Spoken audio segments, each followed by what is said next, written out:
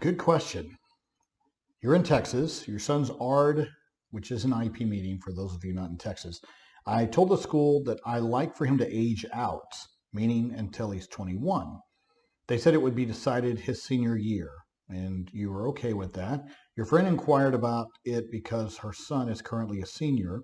She was told the New Horizons would only be, and that's obviously a transition program for that particular school district, or at least I think it is.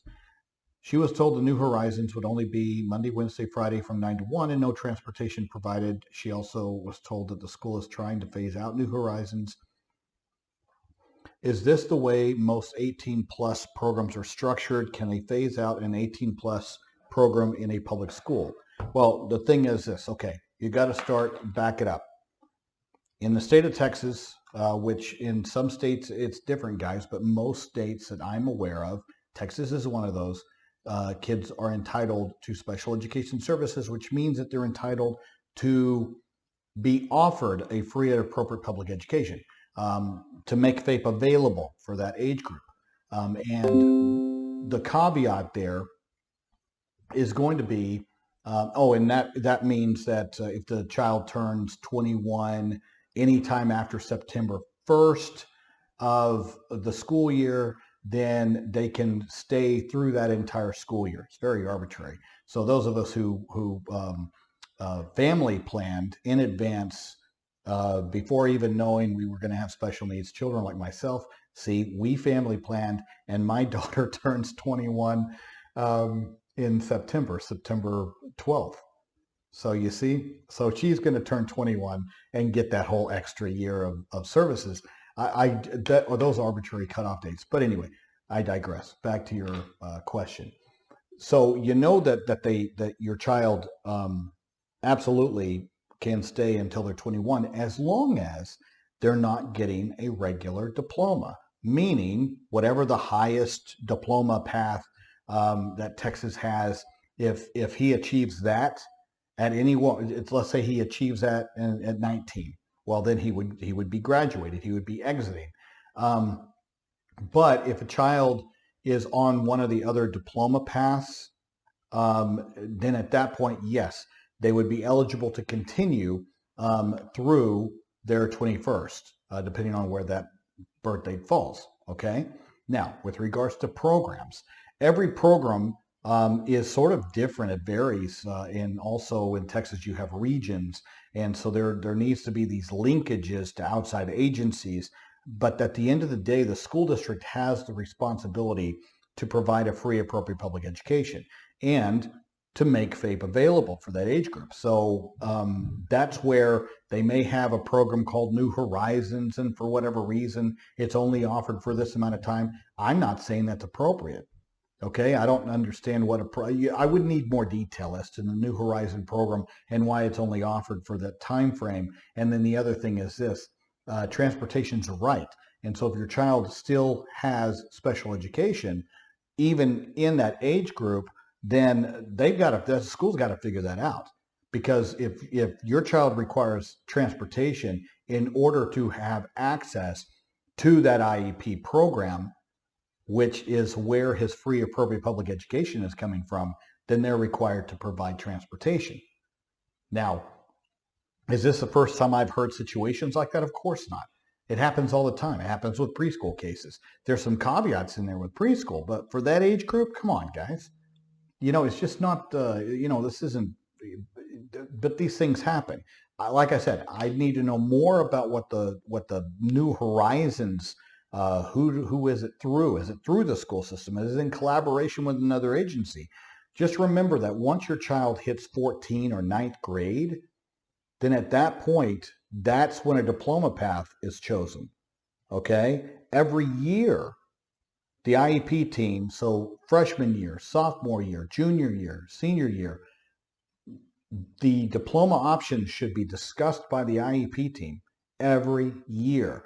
The IEP team, the school district has a responsibility to sit there and reach for the highest possible diploma pathway for your child. I've got a case now that is exactly what's at issue, and he's having to repeat. Luckily, we have eligibility time. But they stuck him in a self-contained environment in the ninth grade, and they sort of hoodwinked the parents with regards to diploma pathway. And he should not have been on the lowest rung pathway. My child's on that pathway, but his psychological scores, no, they should be reaching for the highest fruit, not developing programs that are convenient to them or that they couch in we care and we love the child and this may be too hard for them. Guys, therapy's hard. School's hard. Okay? You just make accommodations, you make adjustments, but don't then lowball our kids. That's soft bigotry. All right? So be mindful of that. They have to sit there and come up with a good, they have to explain the diploma options.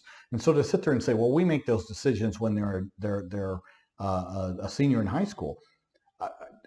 No, those decisions are made on a yearly basis with regards to whatever diploma path they're on. You should already know that.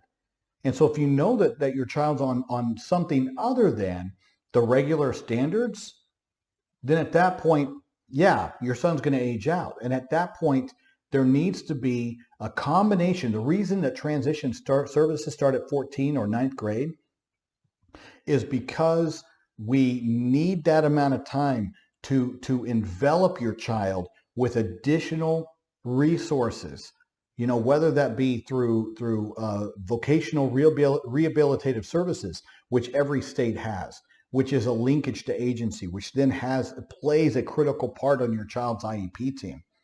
There's other outside agencies, nonprofits, things of that nature. You can have supported employment.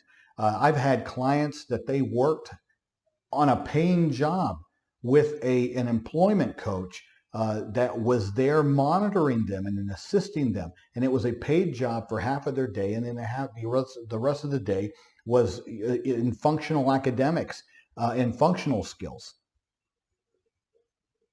That is what these programs should be like. Not sitting in a classroom.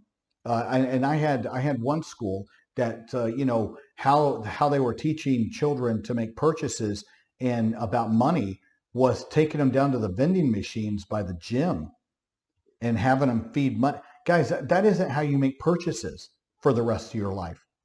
You see where that's a problem? But they were trying to pass that off as, well, we were teaching them about, money purchases. That isn't it. That isn't how you make money purchases, guys. You don't feed $1 into a Coke machine and think that that's going to be subsistence for the rest of your life or meeting some standard of independence. It's just, like I said, just leaning over for the laziest fruit laying on the ground. Worm-ridden, doesn't matter. You wouldn't eat it. Reach up. Show some effort. Put some effort into it.